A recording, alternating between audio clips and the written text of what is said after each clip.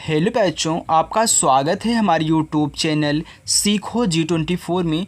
बच्चों, आज की इस वीडियो में मैं आपको परसेंटेज का एक बहुत ही प्यारा क्वेश्चन कराने चल रहा हूं, जो आपकी परीक्षा में लगभग में हमेशा पूछे जाते हैं। ओके, तो अगर आप भी सरकारी एग्ज़ाम की तैयारी करते हो और इस प्रकार के प्रश्नों को हल करना आसान तरीके से सीखना चाहते हो, बिल्कुल यानी कि यहाँ पे मैं खिचड़ी नहीं कहने वाला हूँ। मैं आपको जो तरीका बताऊँगा बिल्कुल आपका शॉर्ट होगा और आप आसानी से इनका आंसर ले आ पाओगे।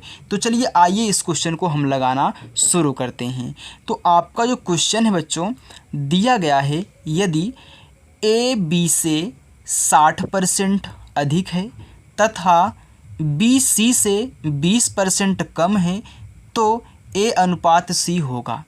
अब यहाँ पे जब कम और अधिक की बात आती है और यहाँ पे से लग जाते हैं तो बच्चे कंफ्यूज हो जाते हैं, यानी कि कैसे हम इनको हल करेंगे वे इस चक्कर में पड़ जाते हैं। ओके, तो आइए आपका आज डर ख़त्म होने वाला है। देखिए, पहले हम क्या करेंगे, ए बी और बी सी के बीच अनुपात निकालेंगे।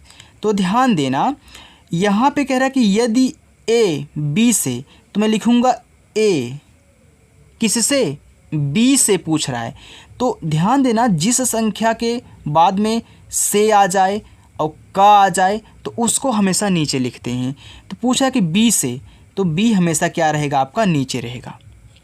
चलिए अब देखिए, यहाँ पे कह रहा है कि 60% अधिक है, यानी कि ए जो है बी से 60% अधिक है।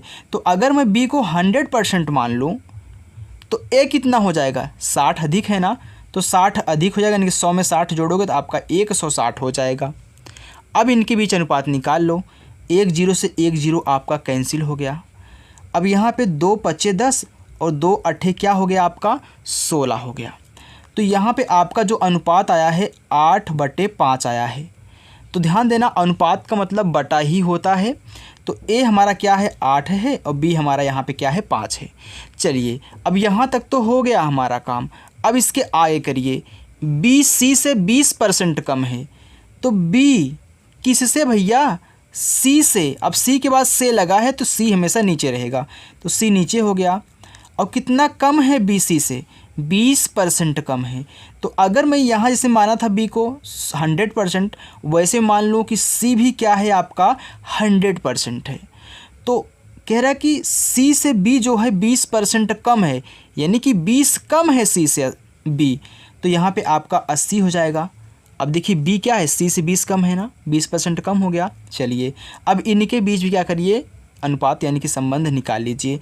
तो यहाँ से ए कट गया और 2 पच्चे 10 और 2 चौका आपका क्या हो गया, 8 हो गया, यानी कि आ चुका है 4/5। 4/5 आ गया ना। चलिए अब देखिए, यहाँ पे बी आपका 4 है, यहाँ पे बी सी आपका क्या है, 5 है।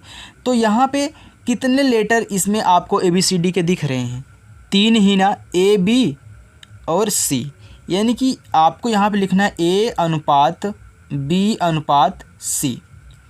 अब पहले वाले की तरफ आइए, ये पहला वाला जो आपका है, दूसरा ये आपका है। तो पहले को हम देख रहे हैं, तो पहले में ए हमारा क्या है, 8 है, तो ए के नीचे 8 लिख दो। फिर इसके बाद बी हमारा 5 है, तो बी के नीचे 5 रख दो, आपने रख दिया। चलिए अब फिर दूसरे की तरफ आइए, अब की बार बी आपका 4 है, तो बी के नीचे लिखना है, यहाँ पे मत लिख देना, इसके नीचे लिखना है दूसरी लाइन से। तो बी आपका 4 हो गया। सी आपका 5 है, तो इसके नीचे आप क्या करिए, 5 लिख दीजिए, यहाँ पे मत लिखना क्योंकि ए लाइन ए वाली है, ए लाइन दूसरी वाली है। अब यहाँ पे तो हमको 2 जगह खाली स्थान दिख रहा है। अब हम क्या करेंगे, तो ध्यान देना, जब भी आपको खाली स्थान दिखे तो हमेशा इसके आगे खाली दिख रहा है ना, इसके आगे खाली है ना, तो ए हमेशा इसको भरेगा, यानी कि ए 5 है तो ये भी 5 होगा। अब यहाँ पे खाली दिख रहा है तो इसके आगे खाली है ना, तो ए 4 है तो ए भी क्या हो जाएगा, 4, यानी कि ए आगे बढ़ेगा, ए आगे बढ़ेगा। अगर देखिए यहाँ पे नहीं होता, यहाँ पे कुछ होता तो ए आगे बढ़ जाता, यानी कि जिसके सामने रहेगा वहीं आगे बढ़ेगा। अब क्या करिए, गुणा करा लीजिए, इनके बीच में गुणा करा करके यहाँ लिख दीजिए, यानी कि आपका यहाँ पे अनुपात निकल आएगा। देखिए 8 चौका 32 अनुपात 5 चौका 20 अनुपात 5 पचे 25 तो ध्यान देना, यहाँ पे हमसे सिर्फ पूछा था कि A अनुपात C बताइए, तो A और C अनुपात आपका कितना हो जाएगा, A अनुपात C। तो A आपका कितना है, A आपका 32 है और C आपका कितना है, 25 है, यानी कि 32 अनुपात 25 आपका आंसर हो जाएगा। तो ध्यान देना, अगर यहाँ पे पूछा होता कि ABC का अनुपात याद कीजिए, तो यही ABC का अनुपात हो जाता है, यानी कि 32 अनुपात 20 अनुपात 25।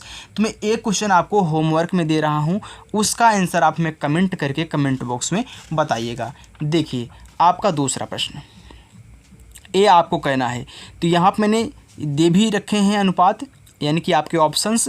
यहाँ पे आपको A, B और C तीनों का बताना है, जैसे हमने यहाँ पे निकाला है, तो आप तीनों का बता देना, लेकिन आपको वही काम करना है जो मैंने यहाँ पे किया है, देख लीजिएगा। तो इसका आंसर एक बार स्क्रीनशॉट ले लो, इसका आंसर जरूर भेजिएगा। ओके बच्चों, तो मैं आशा करता हूँ बच्चों आपको हमारी वीडियो पसंद आई होगी। बच्चों अगर आपको हमारी वीडियो पसंद आई हो, वीडियो को लाइक कर देना और चैनल को सब्सक्राइब भी कर लेना। Thank you.